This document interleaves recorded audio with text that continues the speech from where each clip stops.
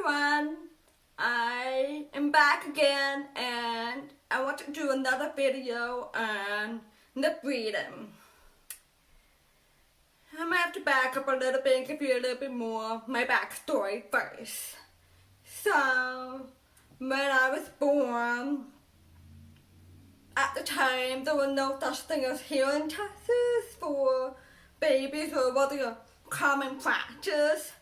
So my hearing wasn't tested when I was born, and it wasn't until I was about, I think, almost 2 years old that it was diagnosed that I had a hearing loss.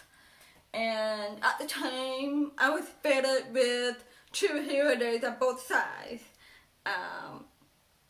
So that's my beginning, and my parents were all about teaching me ASL and, learning to communicate in that way. But I grew up in a hearing family. So imagine just me when I was 2, seeing everyone around me talking, doing things with their mouths. And my hearing aid, I could hear the sounds, and I'm like, everyone's doing that. I want to do that too. So, in old home videos, you can see me just trying to talk instead of doing sign language. Well, my mom trying to do sign language with me, and I'm just not doing it. So eventually, that led me down the path of learning to speak English. But the thing is, I learned English a lot differently than normal hearing people learn. So from what I understand, hearing people learn English just by hearing the words and just repeating them, and that's how you learn. What? That just doesn't work for me. Never has. So I had to learn English a little bit differently. I learned English phonetically. So, if you don't know what phonetics is, basically is sounds of different letters together. So S-A-ch or C-A-ch, like a harder ch. So you can see that there's different sounds associated with different letters, combinations, things like that. So I basically started learning English with all that broken down. And I remember when I was, I think 3 or so, going to a speech therapist, and we would do ba, boo, little cutesy thing. Ba, boo, ba, boo. There's a little video about me doing that.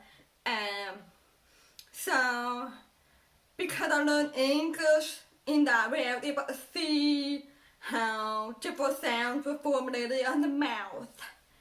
And that's basically how lip reading came into the picture. I would say I'm a very good lip reader because I can understand how the mouth moves and different sounds and things like that.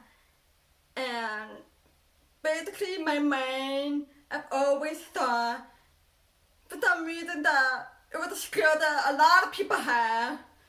But until I got older, that I realized that not many people know how to lip read. And that's not an easy skill to pick up, I guess. So, that brings me to today where I'm like, okay, I can lip read what people can't. But, I like lip reading because it helps me understand everything. So I'm a visual person.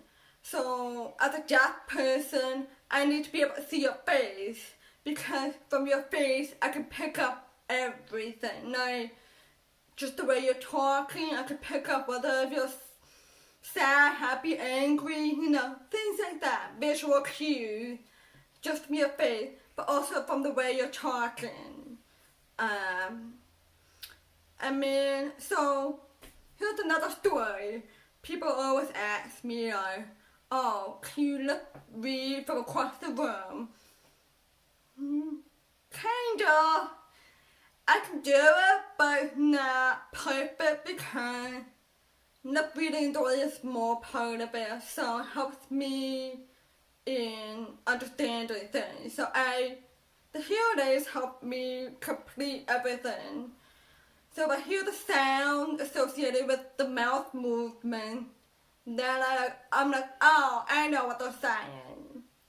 So if you said, I love you across the room, I'll probably get that. But if you say olive juice, I'll probably think you're saying I love you as well. It's a fun phrase that people do. But lip reading is a good skill to have to be able to understand people, especially all kinds of people. And maybe that's why sometimes I don't understand somebody because they mumble or they just don't move their mouths.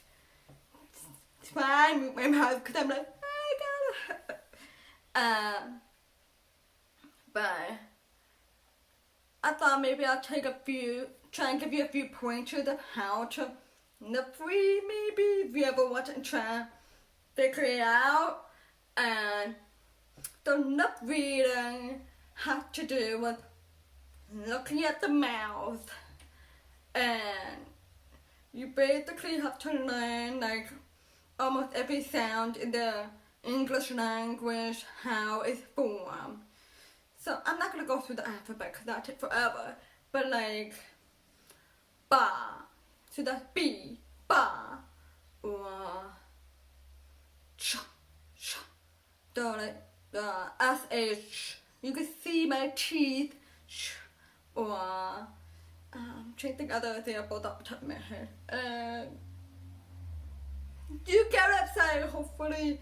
But like you see the way the lips move, like smaller, bigger. Your teeth evolve too. Also your tongue, like the way your tongue position is. I see all of that. So, if you're eating food while talking,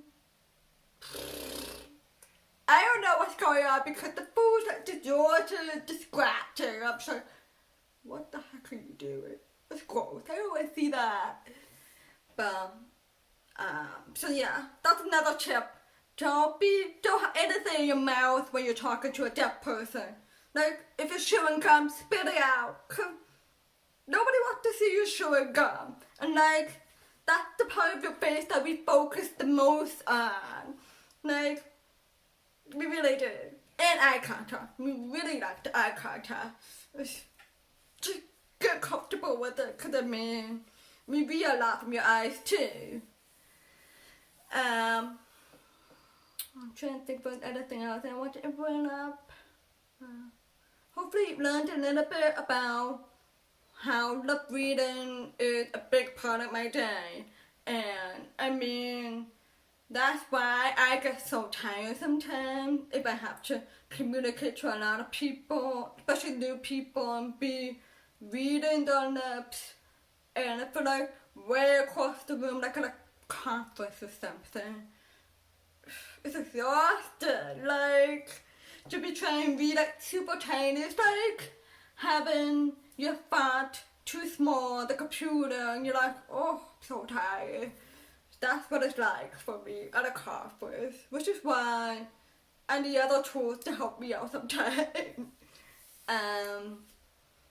Yeah, so lip reading is really essential for me as a deaf person. I know a lot of other deaf people also rely on lip reading as well. And, you know, that's the most important thing, just have your face visible, which is not possible during this time in a pandemic, and face masks are required. So, that's another video that I will demonstrate for you later on.